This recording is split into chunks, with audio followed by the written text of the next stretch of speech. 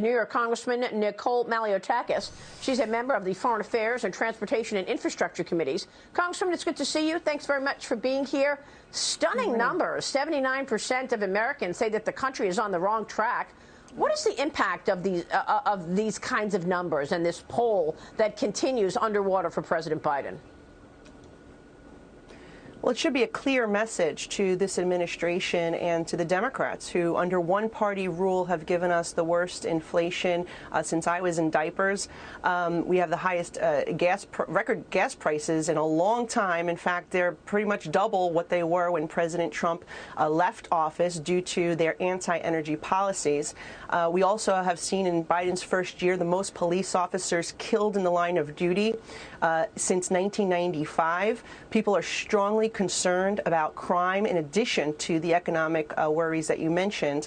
And of course, what we see is a wide open southern border by design by this administration. Again, dismantling all of President Trump's policies that have secured our border, was easing the flow of fentanyl and human trafficking, all dismantled by this administration on purpose. And that is really, I think, what's going to be on the ballot this November, these policies. And then don't forget the foreign affairs debacles, right? The disastrous withdrawal that led 13 American soldiers to be killed by a terrorist that was released from a prison on an air base that he decided to close before evacuating American citizens. And now you have the proxy war in Russia with Russia that was preventable if we had put in place those sanctions and provided equipment early on prior to this invasion. And so here we are in a very difficult situation, and what Americans are showing is that they're not happy with one-party Democrat control. Well, it's bad policy resulting in bad outcomes, and yet this president continues to try to blame Trump. I mean, it's incredible. The White House is defending Biden's repeated attacks on Republicans, how this week he tried to make MAGA Republicans, ultra MAGA, a bad word. He said it repeatedly. Watch. Let me tell you about this ultra MAGA agenda. It's the ultra MAGA agenda. Under my predecessor, the great MAGA king. The president has obviously had a good time doing. People have asked, where did he come up with ultra MAGA? Where did he come up with, what did he call President Trump? Big MAGA? I don't know. The king of MAGA? The president is not afraid to call out what he sees as extreme positions. Congressman, no words here. Ultra MAGA, they're trying to say is extreme. Well, look at this president's policies. Everything that they are doing is to not make America great. They are purposely destroying this country from within with their policies, whether they know it or not.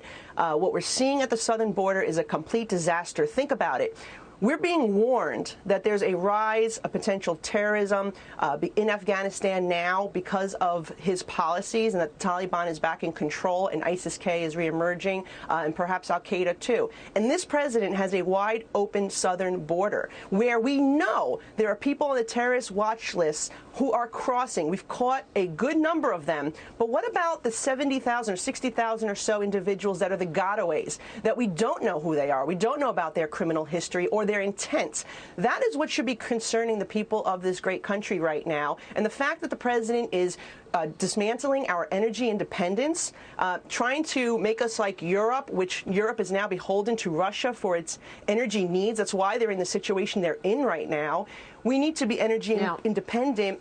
We have the ability to do so right here in America by just ramping up our domestic production. And once again, we see the president yesterday stop more leasing. So, you know, it's one policy after another, which makes you question, who is this president putting first? Because it's not the American people.